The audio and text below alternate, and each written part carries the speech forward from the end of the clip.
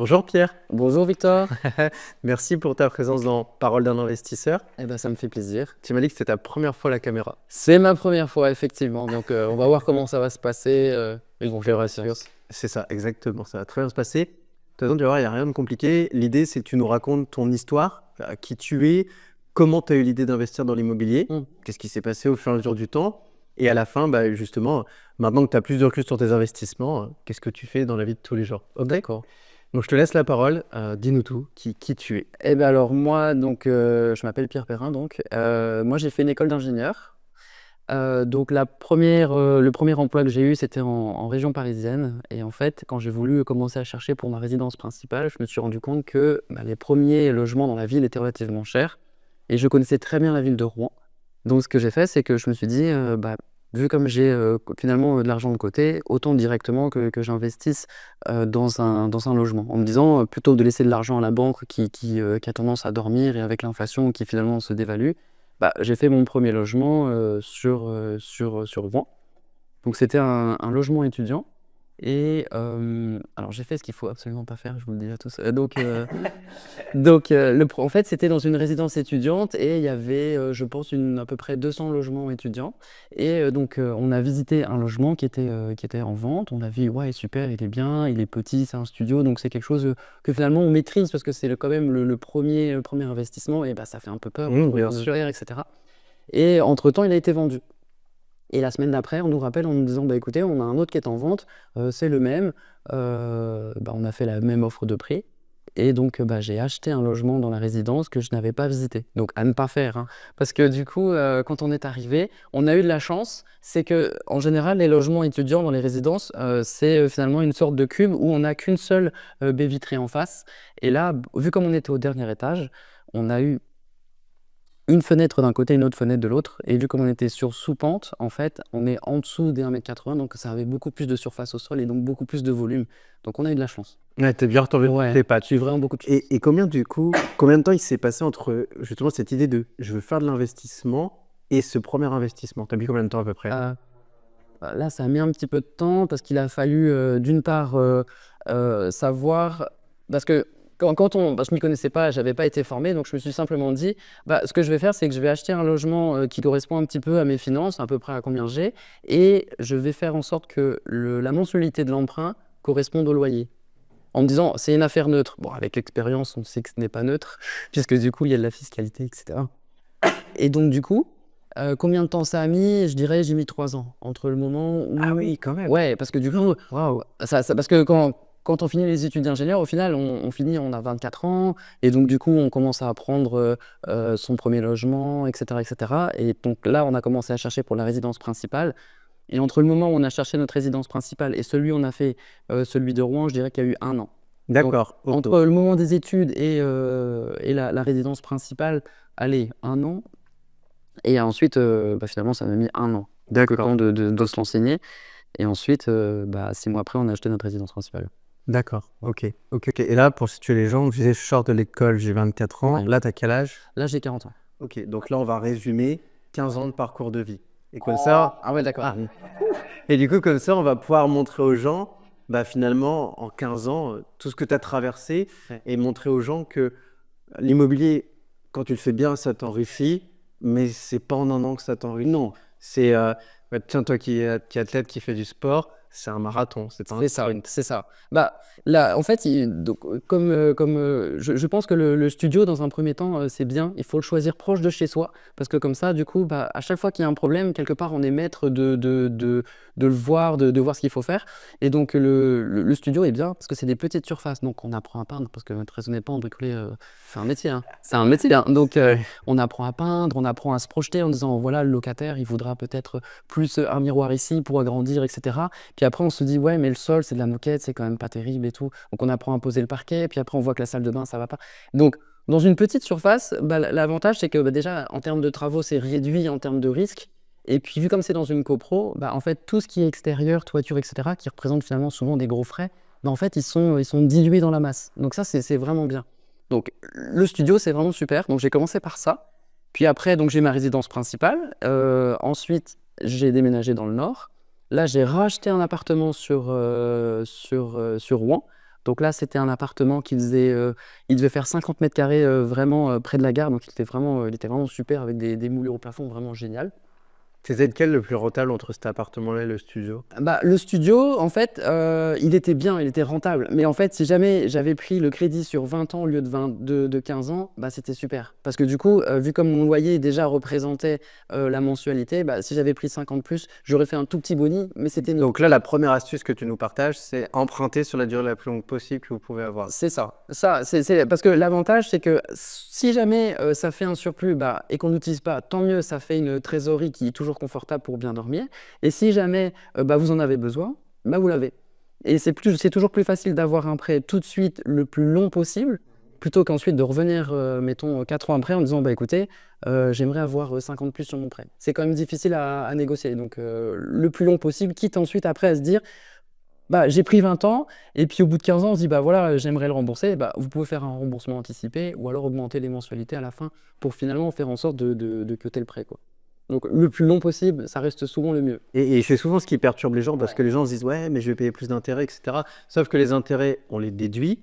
Et de l'autre côté, en fait, nous, notre loyer et nos charges, elles ne bougent pas. C'est ça. Et donc, du coup, finalement, l'argent qu'on n'a pas donné à la banque vient dans notre poche, ce qui fait qu'on peut le stocker ou le consommer. Et en fait, le secret de l'immobilier, c'est finalement le levier bancaire. C'est-à-dire que vous êtes capable d'avoir un bien immobilier qui ne vous appartient pas, où le locataire rembourse le prêt et finalement, vous remboursez le prêt. Mais en même temps, le bâtiment, au fur et à mesure du temps, vous appartient.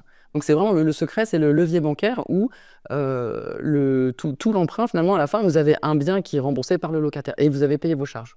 Et en plus, entre-temps, entre 20 ans, entre le moment où vous l'avez acheté et 20 ans après, il y a eu une plus-value immobilière. Donc il y a déjà aussi une plus-value. Ça, c'est vraiment la clé, c'est Là, tu as tout résumé. Et je fais une petite aparté avant qu'on continue sur le développement de ton patrimoine. C'est marrant parce qu'au moment où cette vidéo elle va sortir, quelques jours avant, moi j'ai publié une vidéo sur les types d'investissements locatifs à ne surtout pas faire et j'ai cité le studio en disant que c'était l'investissement qu'il fallait surtout pas faire. Et du coup, ça m'intéresse d'avoir ton avis. En fait, j'ai expliqué que le studio, c'était un piège entre guillemets dans lequel il fallait pas tomber, dans le sens où c'est facile, comme tu disais, d'accéder à un studio parce que c'est notre bien école, entre guillemets. C'est un petit prix, c'est une petite surface. La probabilité d'imprévu de travaux, elle reste faible ou maîtrisée. Mais j'ai expliqué qu'en fait, le piège du studio, c'est qu'on prend des chiffres ronds. Admettons, j'achète un studio, je sais pas, je dis une bêtise, 100 000 euros et il me génère 500 euros par mois de loyer. Derrière, je vais avoir, je sais pas, peut-être 50 euros d'expert comptable, je vais avoir 50 euros de charge de copro et 10 euros d'assurance. Par contre, je vais prendre mon T2. Mon T2, je vais peut-être le payer que 120 000 euros, donc 20% de plus. Mais mon comptable, ça reste le même prix. Mon assurance, c'est peut-être plus 15 euros, c'est 16 euros. Et derrière, mes copros, c'est peut-être plus 50, c'est 55. Et donc, j'ai expliqué qu'en fait, il valait mieux partir sur du T2 ou du T3 parce que ça restait des petits prix où tu faisais un bien école. Mais par contre, en termes de rentabilité, tu gagnais beaucoup plus parce que les charges annexes, elles étaient diluées en fait versus un loyer qui augmentait beaucoup plus. Alors, moi, je suis tout à fait d'accord avec toi. Ça, c'est clair. L'avantage du studio, en fait, c'est qu'il est rassurant dans le sens où il y a des étudiants, il y a les parents qui sont derrière. Et si jamais ça ne va pas avec la personne, en fait, très souvent, il y a un turnover de 1 an ou 2 ans ou 3 ans. Donc, c'est une sorte d'école où on apprend à... Parce qu'il y a plusieurs phases. Il y a l'achat, il y a la question du bien, gestion de travaux, etc. Et ensuite, la gestion humaine du locataire. Et donc, du coup, l'avantage du studio, c'est que, en fait, il y a un turnover suffisamment grand pour finalement éviter d'avoir trop. Tandis que dès qu'on arrive dans un T2, déjà T2, très souvent ils sont meublés et les gens dans un meublé, ils restent à environ 2 ans. Donc c'est plus grand, c'est différent, mais après on peut commencer par un studio et faire ou le T2 et voir celui qu'on préfère. Ouais, en fait, voilà. Ce que tu résumes, c'est que l'importance de faire un bien école pour apprendre à gérer comment on gère des travaux, comment on gère une acquisition, comment on gère des locataires. Mais par contre, dès qu'on commence à grandir dans son patrimoine, c'est le premier bien qu'on doit sortir de son patrimoine. C'est ça. En fait, il faut apprendre. Quoi qu'il arrive, il faut apprendre sur un petit bien. Mais commencer tout de suite avec une coloc de 8 personnes sur un immeuble de 3 étages en plein centre de Paris avec une laverie en bas, c'est très compliqué parce qu'il faut gérer tous les gens, il faut gérer les imprévus, il faut déjà avoir des artisans, etc. Donc ça, c'est très compliqué. Le studio est facile. Le studio est facile. Et surtout, la clé, c'est vraiment de l'avoir proche de chez soi. Parce que si vous avez un studio, que vous habitez Paris et que le studio est à Toulouse et que vous faites tout à gestion en agence, vous n'avez pas l'expérience. Donc du coup, il manque quelque chose. Donc l'avoir proche de chez soi, l'avantage, c'est que vous voyez les choses, vous voyez comment... moi, c'est ce que je dis toujours aux gens. C'est soit on investit à moins d'1 heure de route de chez soi, soit si on n'a pas cette possibilité parce que notre secteur géographique ne nous l'offre pas, c'est ce qu'on a souvent en Île-de-France ou dans les villes de frontières comme en Côte d'Azur ou du côté de la frontière suisse ou même dans les Pays Basques, bah là, c'est de s'entourer de quelqu'un qui va être nos yeux et nos oreilles. Et pas cette grosse société où on n'est qu'un numéro et où la gestion, je ne vais pas dire qu'ils s'en fichent, mais en fait, noyé dans la masse, si notre appart, il n'est pas loué, c'est pas grave pour eux. Alors que si on a un gestionnaire familial, bah là, tout de suite, en fait, il y a ce côté confiance parce que la personne traduit le terrain comme si elle le faisait pour elle. Et en plus, elle se dit, bah, il fait partie de mon petit, entre guillemets, panel de clients que j'ai. Il faut que je chouchoute chacune de ces personnes-là.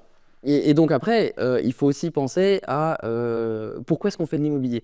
C'est-à-dire que la personne qui commence de l'immobilier tôt dans sa vie et qui veut en faire plusieurs, bah, il a tout intérêt à l'apprendre, comment on fonctionne, etc. Celui qui se dit, bah voilà, moi j'ai 500 000 euros et j'ai 60 ans et c'est juste pour compléter ma retraite, bah, l'objectif n'est pas le même. Parce que l'un, il va grandir et il va en avoir plusieurs. L'autre, il va l'investir directement et il va juste avoir une rente et c'est que ce qui l'intéresse. Ouais, donc il faut voir son projet d'avenir. Ah, c'est ça. En fait, d'où l'intérêt de faire sa propre stratégie d'investissement, d'identifier les différents chemins qui peuvent s'offrir à nous et d'aller chercher celui qui nous correspond et qui correspond au monde qui nous entoure. Exactement. Et du coup, alors, à l'époque, tu as investi au doigt mouillé ou tu l'avais fait cette stratégie? Alors, bah, en fait, moi, j'ai fait le deuxième. Je voulais, pareil, il faisait 50 mètres carrés. Donc, je le voulais où, bah, en fait, c'était Rouen, donc c'était facile. Donc, je l'avais fait meubler. Et donc là, pareil, c'était, je m'en occupe pas trop et ça va bien. Donc là, c'était bien. Ensuite, je suis parti dans le nord.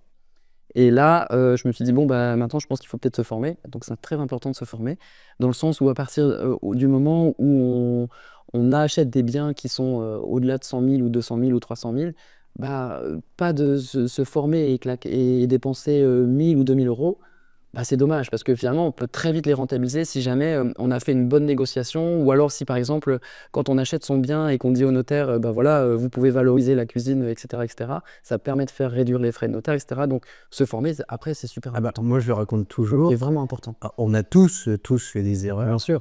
Moi, ma première erreur, je m'en souviens comme si c'était hier. C'était le fait que j'avais anticipé tout au niveau de la fiscalité, mais je n'avais pas anticipé que j'allais changer de tranche marginale d'imposition parce que je gagnerais plus.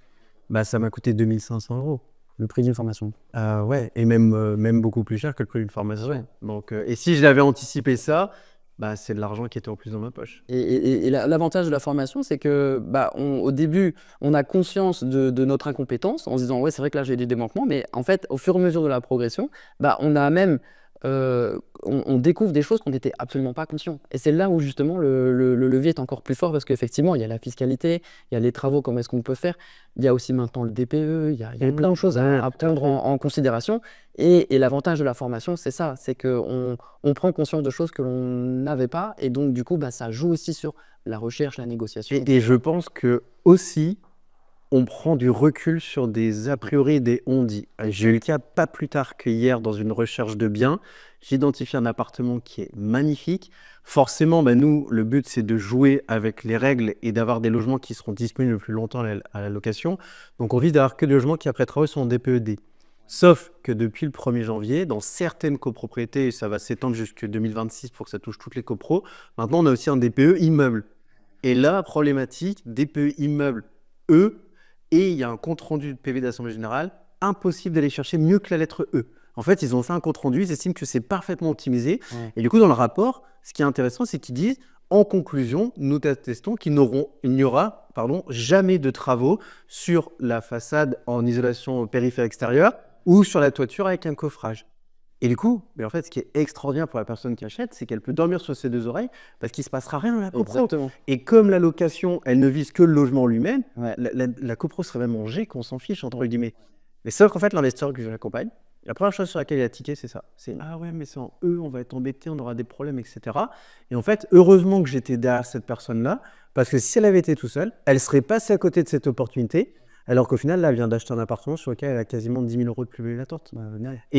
Et si on n'est pas formé ou si on n'est pas entouré, on passe à côté de certaines informations et c'est celui qui a la connaissance qui arrive à justement jouer avec les règles du jeu et à tirer son épingle en fait. C'est ça. C'est exactement ça. Donc là, effectivement, en ce moment, il y a effectivement tous les gens qui sont en DPE.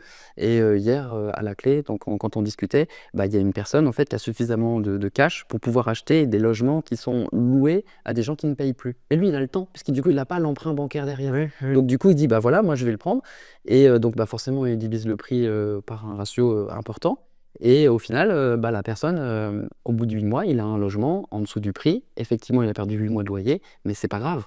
Parce que du coup, lui, il n'avait pas l'emprunt à rembourser, donc il n'a pas cette charge, et donc il est content. Donc il y a plein de stratégies. Mais c'est ça. différentes. Mais c'est ça. Il y en a vraiment. Mais c'est ça.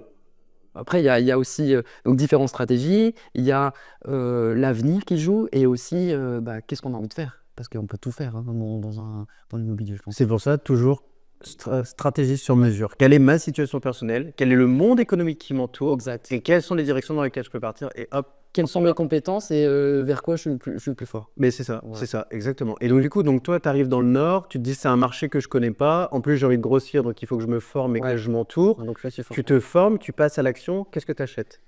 Qu'est-ce que j'achète? Donc j'ai acheté bah, là sur Clou sur la même année, donc j'ai acheté un immeuble sur Marly. D'accord. Donc il est Marly, qui est juste à côté de Valenciennes. exactement. Donc là, il y a 4 appartements. Je me souviens plus du prix, je t'avoue. Mais je l'avais négocié fort, ce qui fait que là, du coup, j'étais déjà avec un cash flow positif parce que là, j'avais fait un 110%. C'est-à-dire que le 110%, c'est les frais de notaire sont inclus dans le prêt. Donc là, du coup, le 110% était déjà au niveau de la mensualité inférieur à ce que je gagnais avec tous les loyers. D'accord. Donc ça, c'était bien. Donc j'avais en 100%, plus c'était bien. Il était déjà loué, donc c'était parfait. Et la même année, ensuite, j'ai acheté un autre appartement sur Valenciennes. Pareil, donc les deux dans la même année. Donc, ça faisait déjà ça. Et ensuite, l'année d'après, donc j'ai acheté un autre immeuble sur Vieux-Condé. Donc là, Là, tu es plus à 15-20 minutes de Valenciennes dans la campagne rurale. ouais, c'est ça. Donc là, j'ai acheté ça. Donc pareil, il y avait des travaux. Donc moi, j'aimais bien parce que du coup, l'avantage des travaux, c'est que beaucoup de gens ne se projettent pas. C'est pas toujours des trucs très difficiles à faire. Et puis, c'est facile à ensuite faire quelque chose qui soit. Parce que c'est très important que la personne, quand elle rentre dedans, elle se dise: ah ouais, c'est chouette, c'est refait. Enfin, nous, on fait les logements comme si on pouvait habiter dedans. Vraiment, ça, c'est vraiment important parce que sinon, comment on peut donner envie aux gens d'habiter dedans si jamais bah, c'est moche, c'est pas. Voilà. Donc, ça, c'est important. Et ensuite, on en a acheté un autre du côté de Denain. Et puis là, on en a encore un autre sur Denain, quoi. Et justement, je rebondis sur ta phrase que j'adore et que je répète tout le temps. Je dis toujours, il faut que quand vous mettez un logement en location, vous Ouais. soyez vous-même capable d'y vivre dedans.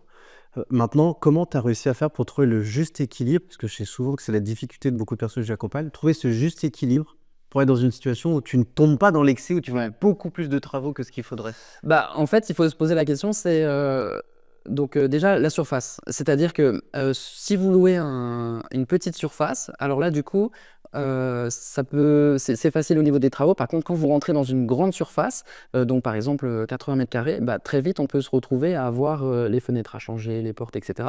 Donc, donc nous, comment est-ce qu'on fait hein on a une checklist et on regarde toutes les choses qui ne vont pas. Donc, les fenêtres, la porte, le sol, la cuisine, etc.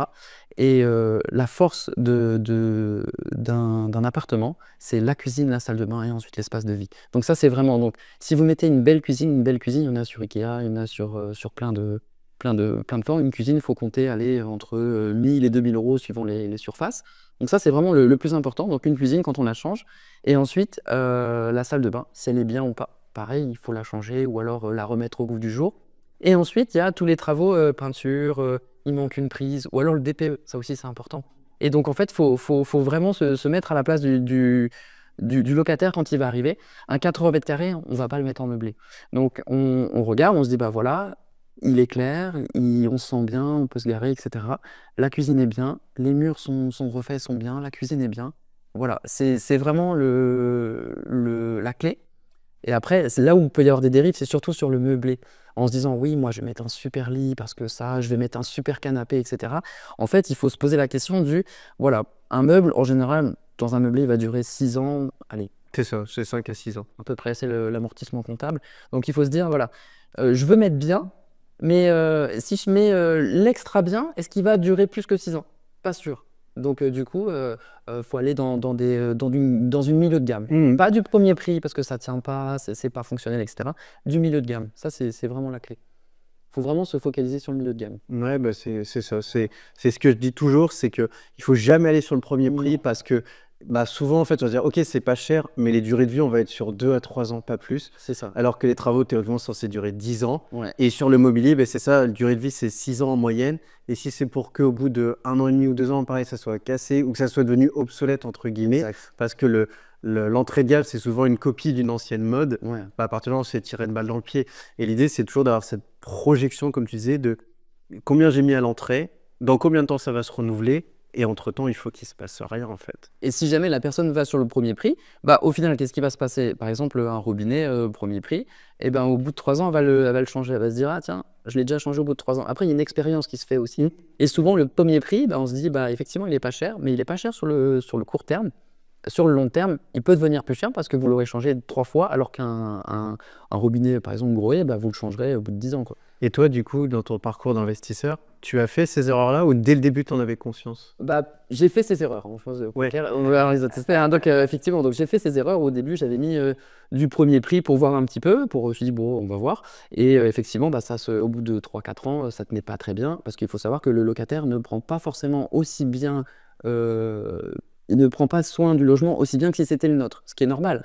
Donc, du coup, il faut mettre un petit peu plus solide, parce que du coup, bah, il va y avoir cette petite marge en plus, quoi. Ouais, on dit toujours sur le fond, mais non, ça devrait pas être normal, il devrait prendre soin autant que nous. Non. Mais en fait, il y a toujours ce faux réflexe de dire, je suis de passage, c'est pas grave. C'est ça. Et c'est ça. Et en fait, finalement, il faut toujours anticiper le fait qu'il y aurait un axe de dégradation qui sera un peu C'est plus ça. élevé.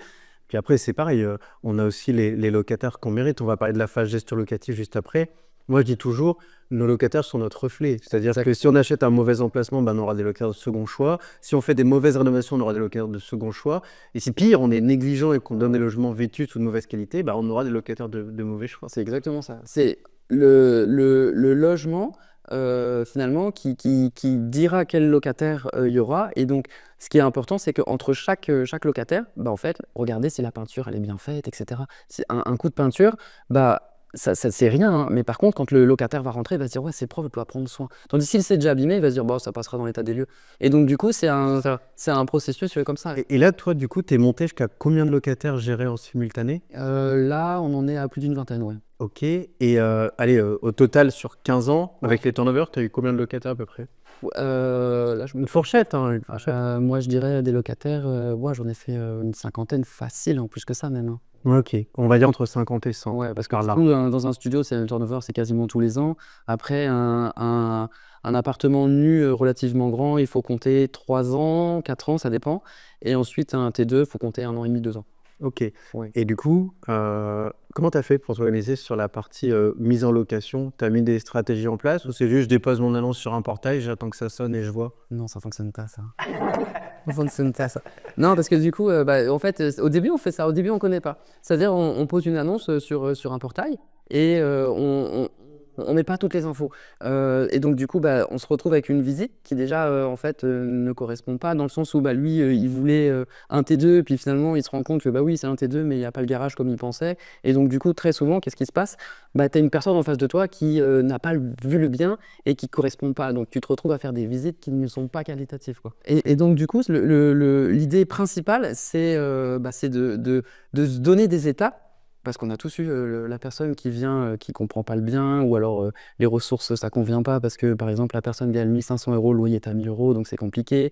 Ou alors, il voulait un jardin parce qu'il a un chien, bah, il n'y a pas de jardin. Donc du coup, c'est vraiment comment faire pour faire en sorte d'avoir la bonne personne pour le bon bien.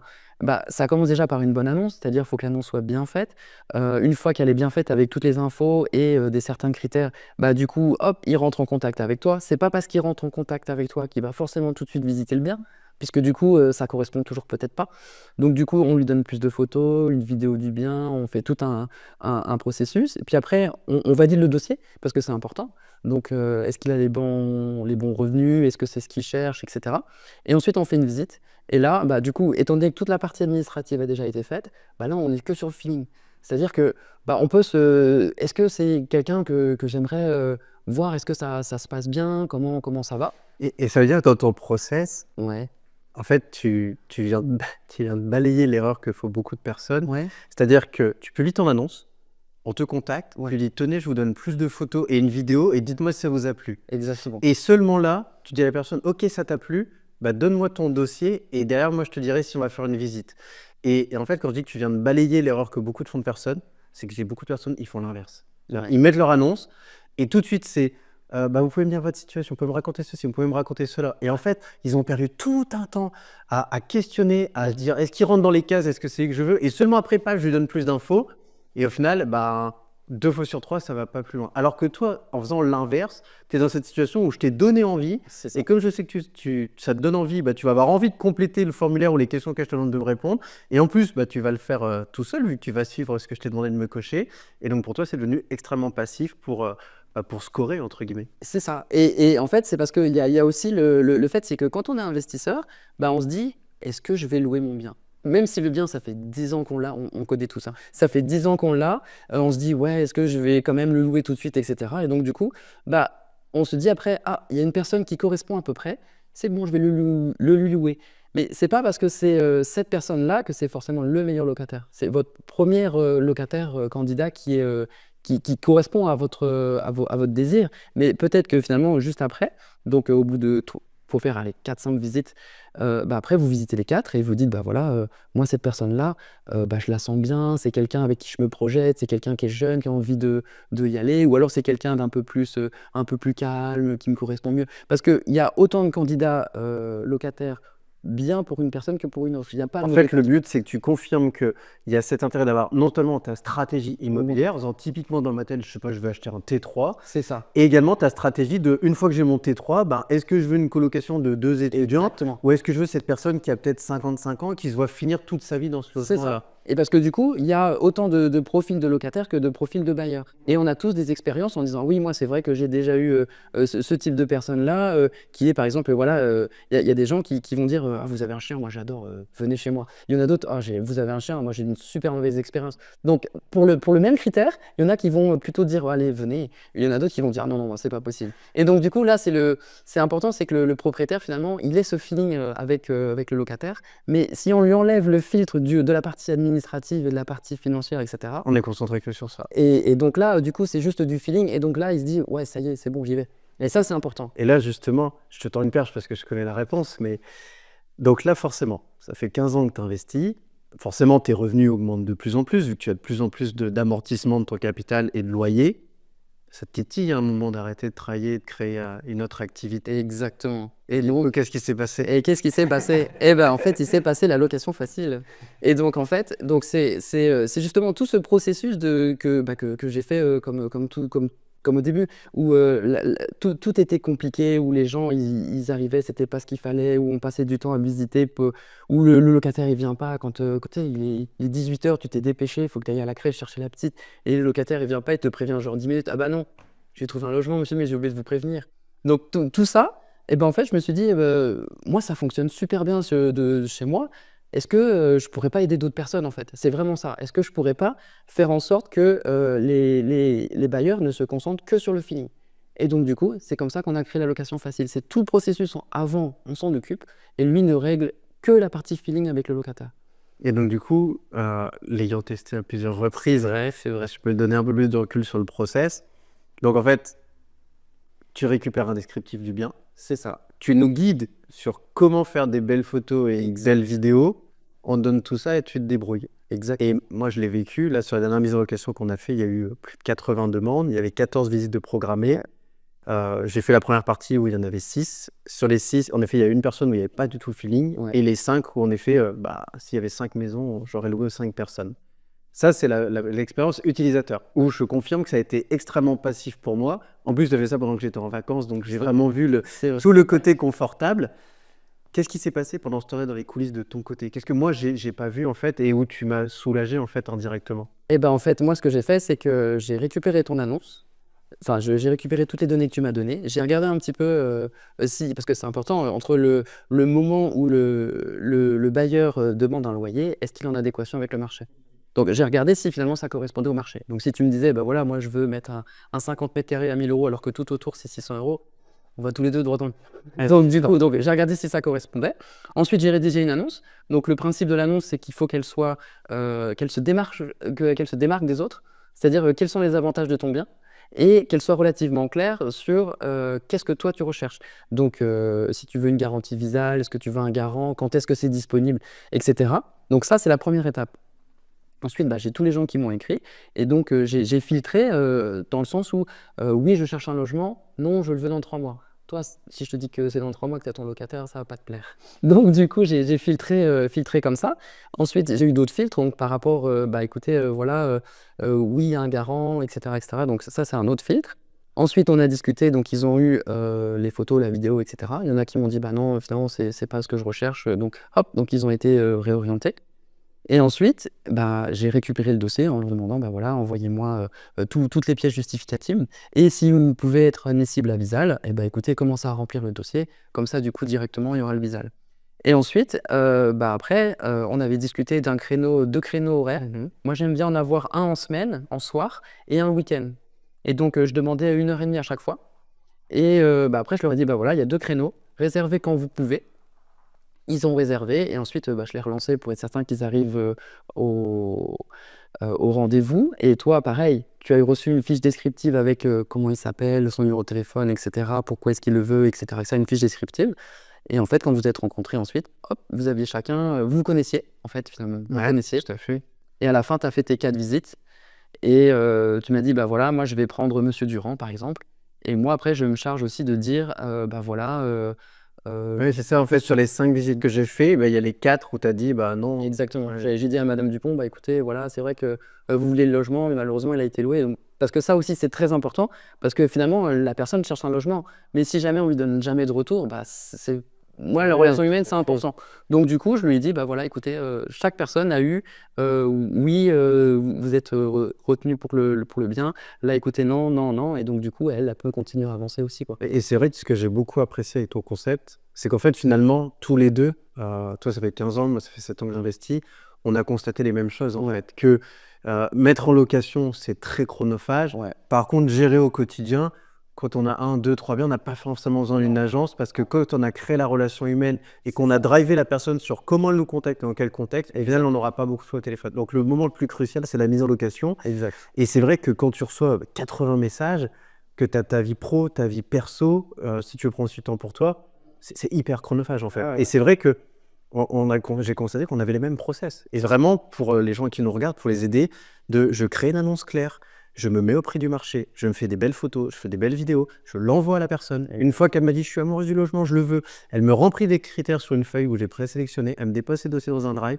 et à la fin, hop, on planifie les visites sur 2 créneaux. Et il n'y a rien de décousu, tout est clair, limpide, et ça a été super simple d'éliminer les gens, entre guillemets, au fur et à mesure. Ouais, et puis à la fin, toi, tu vois, quand tu visites la personne, tu t'es soustrait de toute une pression psychologique qui est oh, je la connais pas, ça se trouve, elle n'a pas les ressources, ça se trouve, il va lui manquer des documents. Donc tu t'enlèves toute cette pression-là en disant ça c'est bon, donc maintenant, je vais voir comment est-ce qu'elle est, est-ce que c'est quelqu'un qui me correspond? Et ça, c'est super important, c'est pour ça que le locataire doit rencontrer le propriétaire et le propriétaire doit rencontrer le locataire. Parce que c'est une relation finalement. Exactement. Parce qu'on offre un service et eux sont, entre guillemets, aussi des clients, donc c'est important, quoi. Ah oui, moi je reviens toujours au fait, et j'insiste là-dessus, c'est que la location, c'est un business d'homme à homme, homme avec un grand H, Ouais. où là l'idée c'est des relations humaines, et ça. si on se comporte mal, c'est-à-dire qu'on a un mauvais respect de notre locataire, que ce soit par la descente du logement ou la façon de lui parler, il va nous renvoyer l'ascenseur, ça sera notre miroir. Et à l'inverse, si on fait les choses bien, moi je pense à la dernière locataire qu'on a fait à Autre dans les lieux.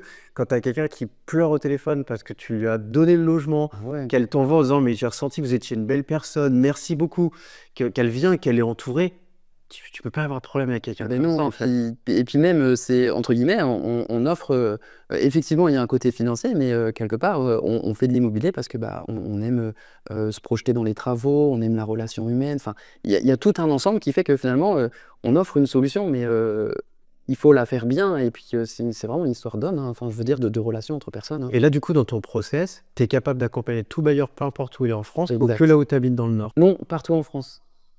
Et attends, partout en France? Partout en France. Parce que du coup, étant donné que c'est quelque chose que je suis capable de faire en dématérialisé et que le locataire et le bailleur se rencontrent, moi, je peux faire ça partout en France. Ah oui, parce que en fait, toute ton analyse de données, Exact. forcément, elle se fait avec la donnée qui est récoltée et qui est en ligne. Derrière, tous les échanges que tu fais avec le locataire, forcément, tu ne le rencontres pas physiquement, c'est des échanges par téléphone ou par écrit. Exactement. Derrière, le propriétaire, c'est la même chose. Et toi, le bien, comme tu as pu l'analyser en photo et en vidéo, C'est ça. finalement, tu as travaillé que en digital. Donc, tu peux couvrir tous les bailleurs, peu importe où ils sont en France. Et du coup, peu importe où est leur bien en France. Et même à l'étranger, là pour le coup, j'ai une cliente qui a un bien en Suisse et qui cherche finalement à pouvoir le louer. Et Incroyable. donc du coup, en fait, Le bien qui est en Suisse ou c'est elle qui est en Suisse? alors le bien est en Suisse, elle est en France, mais le bien est en Suisse. Donc finalement, elle peut faire tout le processus pour avoir la même chose en Suisse. Canon. Ouais. Et, C'est pas les mêmes loyers. Hein. C'est pas les mêmes loyers. et c'est pas le même salaire non plus. Non, si, c'est vrai, c'est juste. Et du coup, bon, forcément, c'est la question qui fâche, c'est la question que tout le monde se pose. Ça coûte combien aujourd'hui de te déléguer la phase de recherche du locataire? Eh ben, ça coûte moins cher qu'un plombier qui vient changer un joint de robinet chez toi.